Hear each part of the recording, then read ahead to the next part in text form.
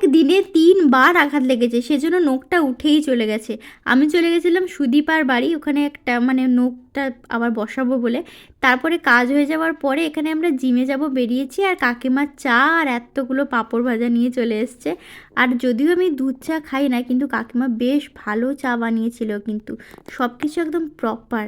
তারপরে আমরা দুজন চা আর পাঁপড়ের একটা ছোটোখাটো খাওয়া দাওয়া করে নিলাম।